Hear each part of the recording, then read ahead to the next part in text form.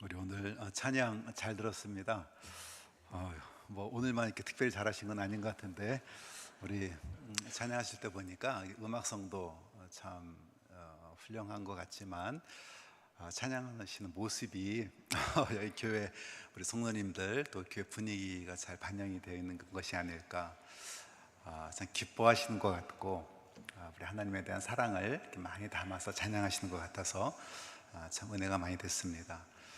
여러분, 또 됐습니다. 제가 5월 달에 여기 자리에서 잠깐 그 영국 지도 교수님과 함께 와서 인사드렸던 것 같은데요. 우리 영국에서 오셨던 우리 제 지도 교수님께서 저랑 지금도 한 번씩 연락을 하는데, 우리 지역교회에서 우리 설교하셨던 것들 말씀하시고요, 참 굉장히 값진 경험이었다고 그렇게 말씀을 하셨습니다. 우리 영국에서는 보통 그런 일이 없는데 우리 성도님들이 막 사인도 받아주시고 그러니까 되게 특이한 그런 경험이셨는가 봐요. 저한테 늘 교회에 감사한 마음을 표현을 하셨습니다. 오늘 그 예배 드리기 전에 우리 안수 집사님들 기도회가 있으시더라고요. 그래서 저도 초대를 받아서 함께 잠깐 기도회에 참여를 했는데, 우리 기도로 예배를 준비하신 모습 보니까 참 좋더라고요. 또 우리 원로 목사님 김병수 목사님이 교회에 오셔서 제가 앉아 있는데 일부러 오셔갖고 손도 잡아주시고 이렇게 격려해 주신 거 보고 교회가 굉장히 참 따뜻하다라는 생각을 가졌습니다. 교회가 가족 같고 성도님들 표정이나 이렇게 뵈니까 참 모두가 따뜻하고 또 사랑이 많으신 그런 교회가 아닌가 이런 생각이 들었습니다. 이 귀한 교회에 초대해 주시고 또 말씀을 나눌 수 있는 기회 주셔서 감사드립니다. 오늘 말씀은 우리 모두가 다 잘 알고 있는 그런 이야기죠. 그래도 내용을 간추리면 다음과 같은 이야기입니다. 예수님은 공생의 대부분의 시간을 북쪽 지역인 갈릴리 지역에서 보내셨습니다. 하지만 오늘 본문은 남쪽 예루살렘에서 일어난 사건이 기록이 되어 있죠. 예수님이 왜 예루살렘에 오셨을까요? 초막절을 지키기 위해서 오셨죠. 예수께서 예루살렘에 오신다는 소식을 들은 백성들, 갈릴리 지역에서 얼마 전에 오병이어로 5,000명을 먹이셨던 사건 직후입니다. 그곳에서의 예수님의 행적을 두고 이런저런 의견들이 오고 갑니다. 어떤 이는 예수가 좋은 분이다, 또 어떤 사람은 미혹해하는 자다, 이런 이야기들이 오고 갔습니다. 그러던 중에 예수님께서 성전에서 가르치십니다. 이른바 초막절 설교입니다. 나는 생명의 떡이다. 내게 오는 자는 결코 줄이지 아니할 것이다. 누구든지 목마르거든 내게로 와서 마시라. 나를 믿는 자는 성경의 이름과 같이 그 배에서 생수의 강이 흘러나리라.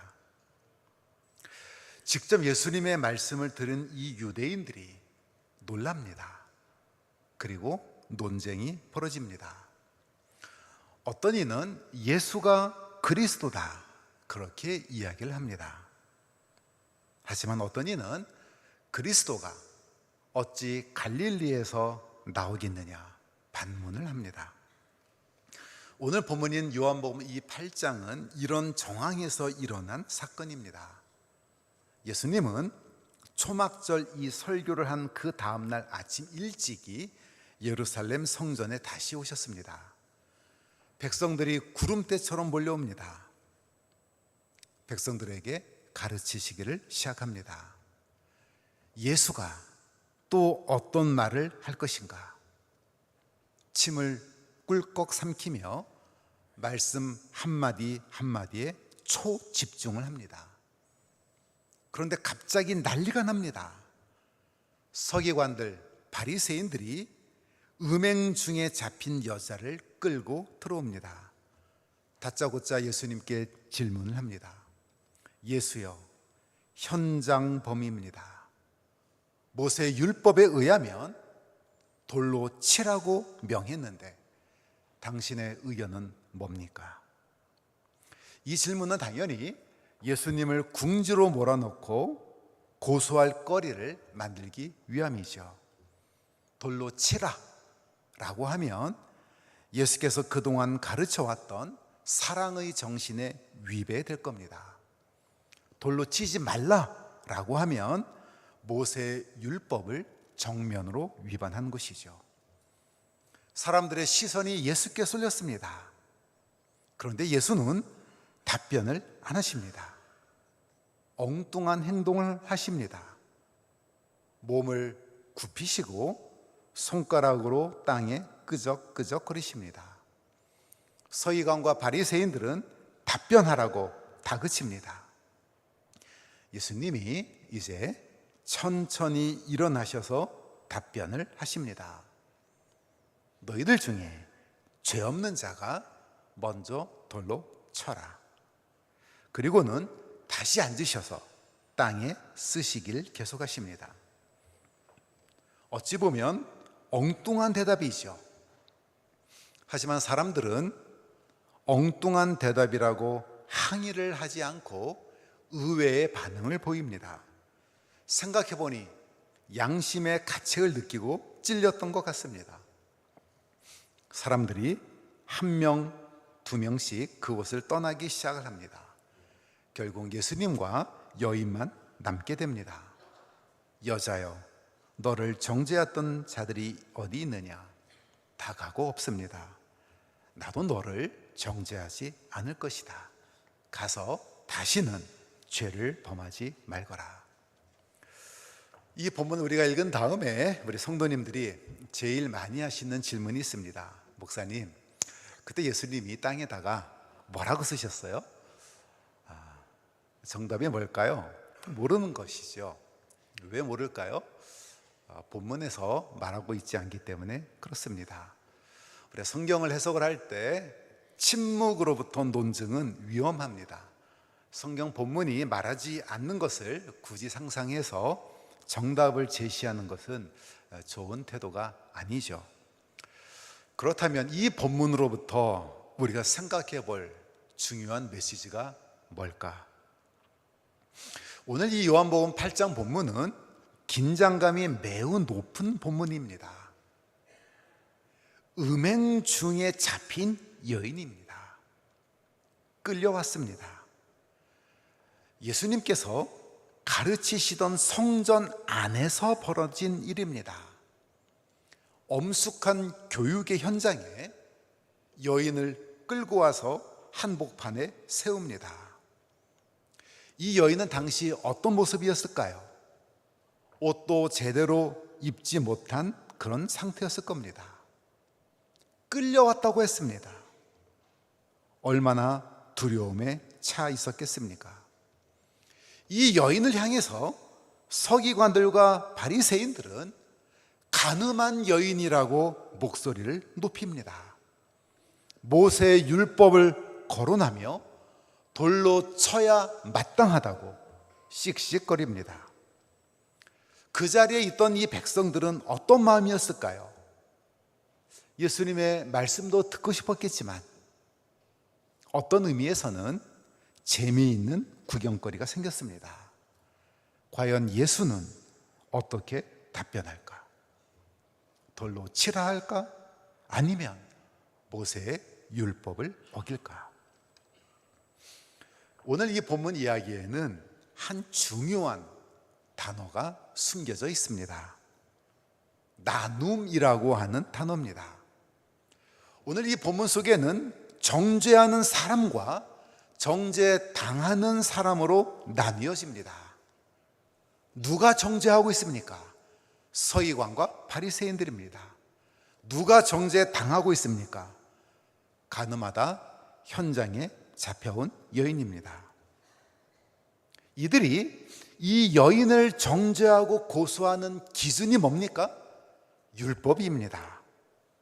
이 여인은 율법을 위반했고 율법에 의하면 간음한 자를 돌로 치라고 했다는 것이죠. 서기관과 바리새인은 바로 이 율법의 근거에서 예수님께 묻습니다. 당신은 어느 쪽입니까? 우리처럼 율법을 지키는 자입니까? 아니면 율법을 위반한 자를 편드는 쪽입니까? 그곳에 있었던 군중들 역시 서기관과 바리새인들의 이 질문에 동의를 합니다. 예수는 이 율법에 대해 어떤 입장을 표명할 것인가? 조금 전까지 예수님의 말씀을 경청하기 위해 몰려들었던 이 백성들이 이제는 율법이라고 하는 기준을 두고 예수님이 자기들과 같은 편인지 궁금해진 겁니다. 성전에 옹기종기 모여서 예수님 말씀에 귀 기울이던 그 사람들이 갑자기 율법을 중심으로 헤쳐 모여가 이루어지고 있습니다. 한쪽은 모세의 율법에 동의하는 이들입니다. 한쪽은 모세의 율법을 지키지 못해서 돌에 맞을 운명에 처해 있는 여인입니다. 그리고 예수님을 향해서 사상 검증의 칼을 들이댑니다. 당신은 어느 쪽입니까? 여러분, 우리는 통상 이 나눔이라고 하는 것에 익숙해져 있습니다. 원래 이 나눔은 어떻게 보면 자연스러운 것이기도 합니다. 우리가 뭉뚱그려서 보기보다 쪼개고 나누면 잘 보이는 경우들이 많습니다.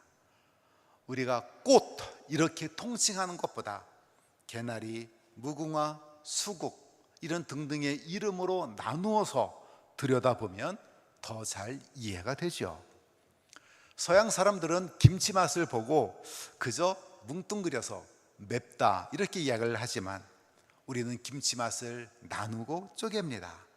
맛깔스럽다, 새콤하다, 아삭하다 이렇게 표현하지 않습니까? 이렇게 나누고 분리하는 것은 우리가 세상을 이해하는 데 분명 도움을 줍니다. 하지만 문제도 있습니다.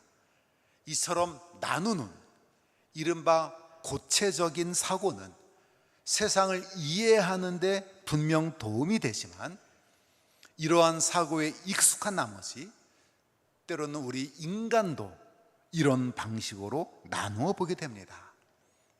그래서 상대방을 인간 자체 이렇게 보기보다 자꾸 나누고 구분해서 보려고 그럽니다. 누구는 부자고 그래서 누구는 가난한 자가 됩니다. 누구는 내 편이고 누구는 내 적이 됩니다. 누구는 장애인이고 누구는 비장애인이 됩니다.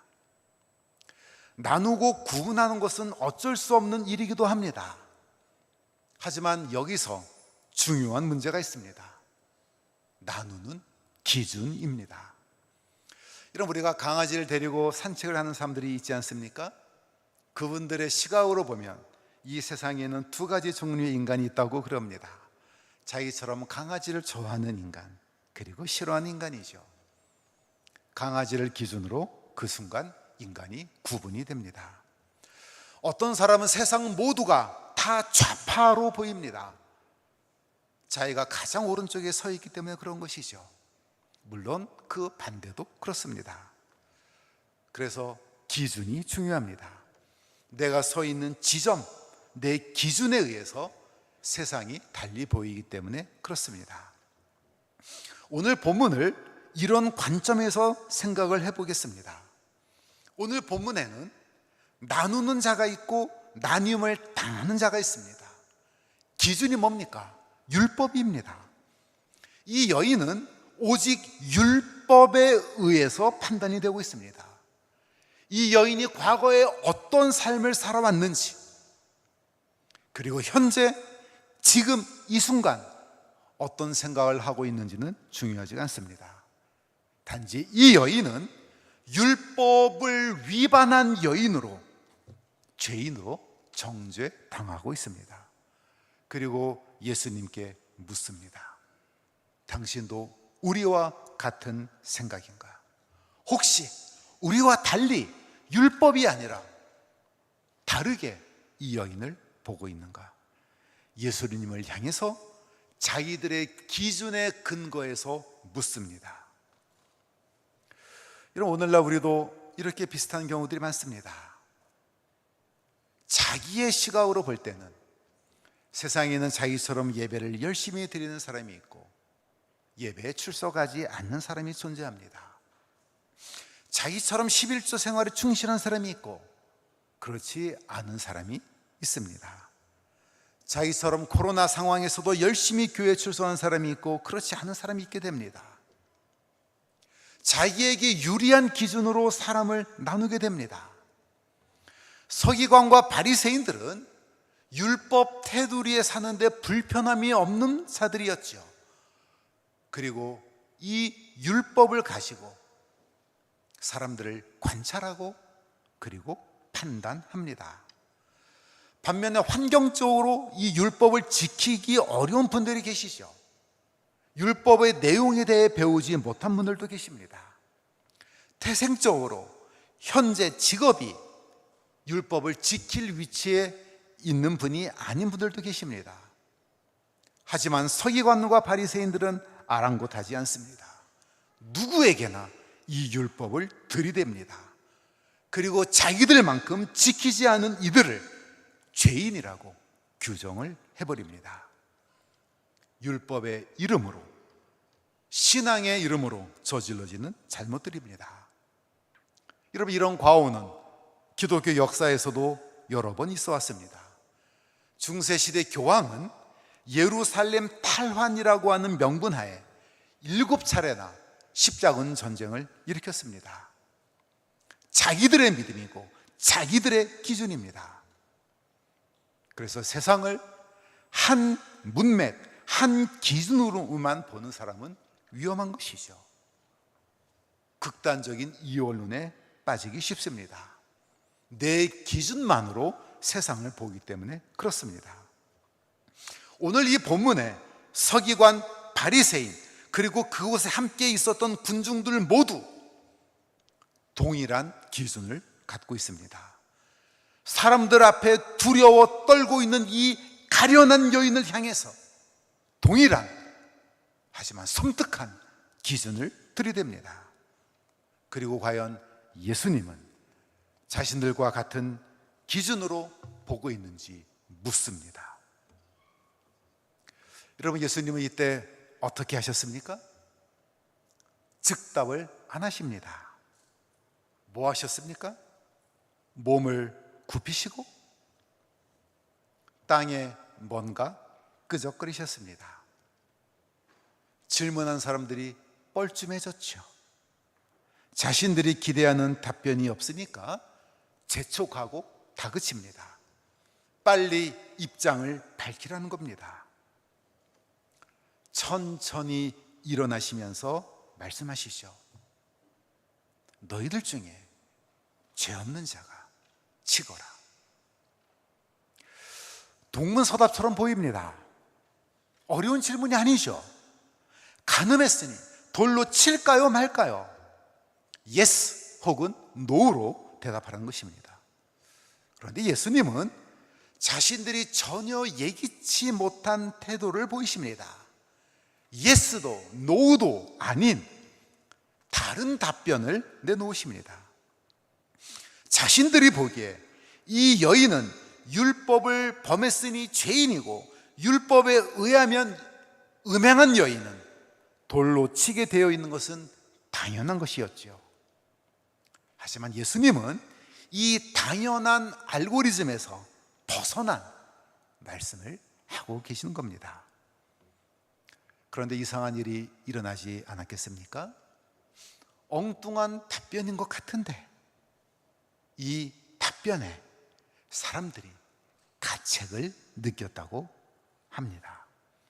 그리고 율법을 위반한 여인을 향해서 정의감에 불타 있었던 그들이 노인부터 젊은이들까지 한 명, 두 명 그곳을 떠나게 됩니다. 도대체 무슨 일이 일어난 겁니까? 예수님은 무슨 일을 하신 겁니까? 사실 별일 안 하셨죠. 그들이 원하는 답변을 안 하셨을 뿐입니다. 앉으셨고 쓰셨고 죄 없는 자가 먼저 돌로 치라 이렇게 하셨던 것 뿐입니다.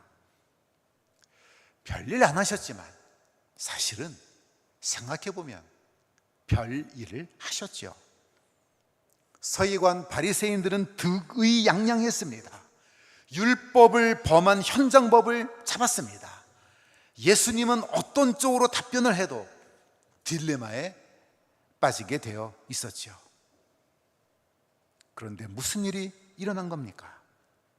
잘 본문을 들여다보면 이들의 질문과 답변 사이에 뭔가가 있었습니다. 시간이죠. 시간의 간격입니다. 예수님은 즉답을 안 하시고 앉으셨고 뭔가를 쓰셨습니다.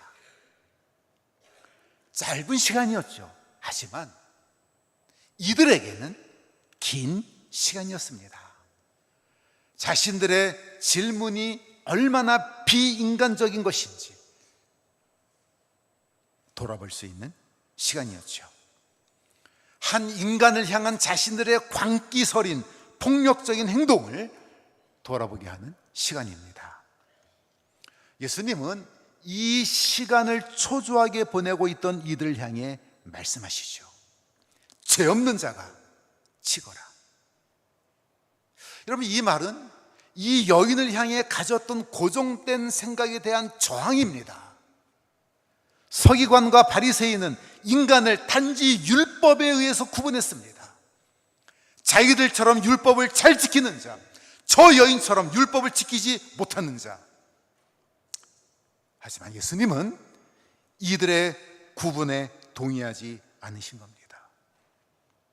다른 기준으로 이 여인을 보라는 선언이죠. 머리끄덩이 붙잡힌 채, 옷도 제대로 입지 못한 채 공포에 떨고 있는 저 가련한 여인을 보라는 것이죠.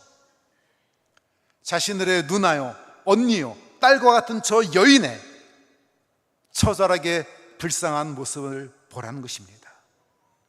율법을 범한 여인이요, 그러므로 돌로 쳐야 한다고 외쳐대는 자신들의 포악하고 위선적인 모습을 돌아보라는 선언입니다. 여러분, 비슷한 예가 요한복음 9장에도 나옵니다. 하루는 제자들이 예수님과 함께 길을 가고 있었습니다. 길가에 나면서부터 볼 수 없었던 시각장애인을 만납니다. 제자들이 묻지 않습니까? 라삐요, 누구의 죄 때문입니까? 부모니까, 자기 오니까? 성도 여러분, 제자들의 이 질문은 매우 못된 질문입니다.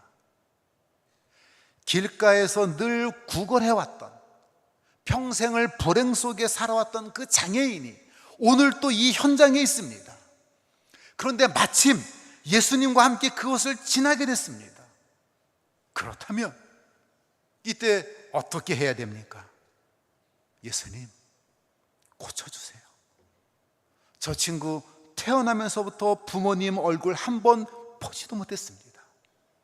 이렇게 말할 수 있는 기회 아닙니까? 그런데 제자들은 이 중요한 순간에 세상에는 죄인과 의인이 있고 자기와 달리 저 죄인은 무슨 죄를 지었기에 저랬는가, 이 생각에서 벗어나지 못한 것이죠. 여러분, 오늘 본문에서 예수께서 즉답을 안 하시자 의기양양했던 얼굴을 가졌던 이들이 어떻게 됩니까? 양심의 가책을 느꼈다, 그렇게 기록되어 있습니다. 뭐가 그렇게 만들었을까요? 시간입니다. 침묵의 시간입니다. 예수께서 땅 위에 끄적거리셨던 시간입니다. 짧은 시간이었지만 자신들의 잔혹성을 돌아보게 해주는 시간이죠. 자기들도 따져보니 저 여인처럼 다른 뭔가에 있어서는 사실 많은 부분에서 죄인이었죠. 이때 예수님께서 뭐라고 하십니까? 그래, 죄 없는 자가 치거라. 여러분, 그 다음 무슨 일이 일어났습니까? 양심의 가책을 느꼈던 이들이 한 명, 두 명 현장을 떠납니다.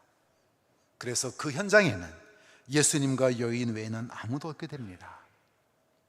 놀라운 일이 일어났죠.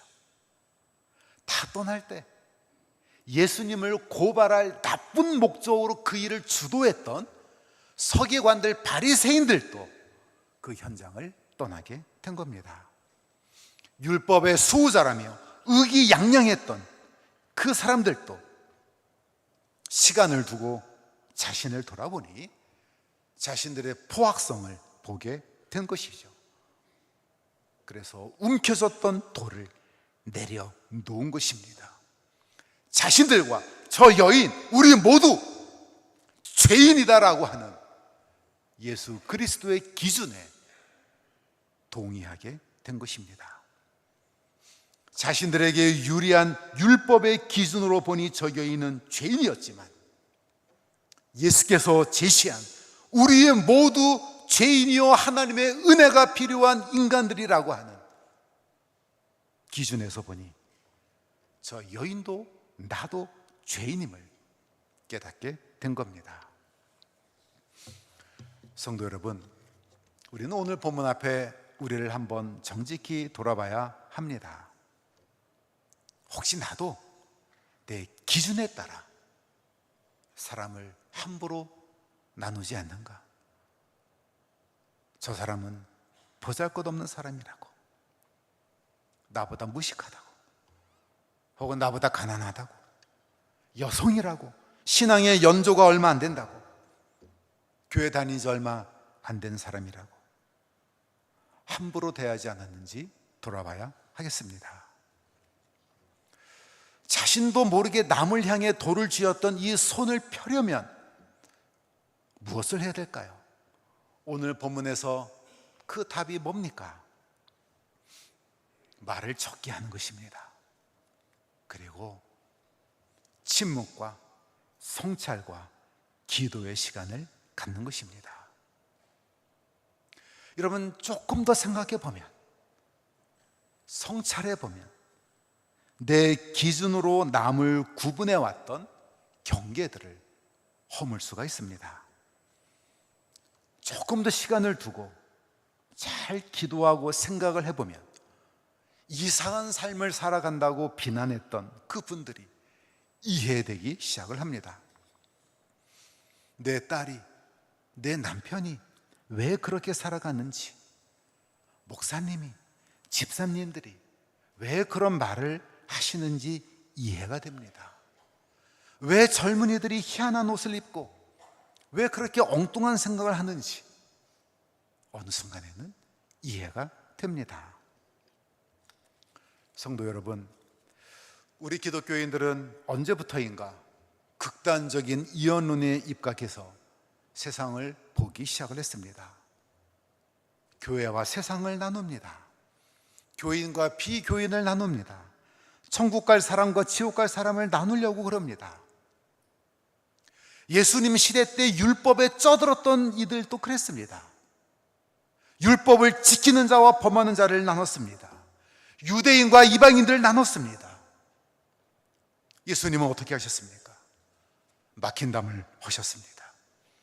가늠한 여인을 정죄하지 않으시고 하나님의 따뜻한 은혜와 구원이 필요한 인간으로 격상시켜 주셨습니다. 우리도 그래야 됩니다. 남을 구분하고 공격하고 판단하기 이전에 남을 이해해 보려고 하는 시간, 침묵과 성찰의 시간이 필요합니다. 왜 어떤 이는 태극기 들고 광화문 광장에 나가는지, 왜 누구는 보수적 신앙을 지니고 왜 누구는 개방적 신앙을 지니는지 판단하고 정죄하기 이전에 이해하려는 마음을 가져야 하겠습니다. 그렇지 않으면 우리는 돌을 놓고 현장을 떠났던 서기관과 바리새인들만도 못한 그런 사람이 되는 겁니다. 사랑하는 성도 여러분, 올해 이제 벌써 7월이 됐습니다. 여전히 온 세계가 진통을 겪고 있습니다. 경제적으로는 인플레이션, 물가 상승, 고금리 등으로 인해서 우리가 다 어려움을 겪고 있습니다. 우크라이나 전쟁 금방 끝날 줄 알았는데 거의 3년 동안이나 지속되고 있습니다. 중동은 여전히 시끄럽습니다. 국내외 환경이 우리를 자꾸 예민하게 만듭니다. 이런 상황은 상대방을 경계하고 나누는 공격적 태도를 지니게 십상인 상황입니다. 더구나 요즘은 유튜브 너무나 발달되어 있죠. 자기의 관심 부분이 알고리즘을 통해서 계속 따라옵니다. 그래서 대부분의 현대인들은 자기가 알고 있는 것, 보는 것만 확증 편향 속에서 살아가게 됩니다. 그러니 다른 생각을 하는 사람들을 자꾸 무시하고 공격하게 됩니다. 이럴 때 우리 신앙인들만큼은 다른 태도로 살아가야 하겠습니다. 성도는 예수의 기준대로 살아가는 사람들입니다. 이 세상에 예수의 시각으로 품어드려야 될 따뜻한 위로와 격려가 필요한 사람들이 많습니다. 그런 사람들을 예수 그리스도의 기준으로 품어낼 수 있는 멋진 신앙의 삶을 이번 주도 살아내시기를 간절히 기원합니다. 다시 기도하겠습니다. 존귀하신 하나님 아버지, 우리는 모두 죄인들입니다. 우리는 남을 돌로 칠 만큼 의롭지 않은 죄인들입니다. 하나님 아버지, 우리 곁에 이웃들, 친구들 이해하고 사랑할 수 있도록 인도하여 주옵소서. 남을 향해 돌을 던지려던 우리의 이 포악한 마음을 내려놓고 우리 곁에 이웃을 긍휼의 마음으로 볼 수 있도록 인도하여 주옵소서. 은혜 가운데 올해의 전반기를 잘 보내고 이제 하반기를 시작하게 하심을 참 감사드립니다. 사랑하는 우리 성도님들의 건강, 경제적 어려움 보살펴 주옵소서. 우리 사랑하는 김종석 목사님 선교 순방 일정에도 하나님의 특별한 은혜가 함께 하시길 예수 그리스도 이름으로 기도드립니다.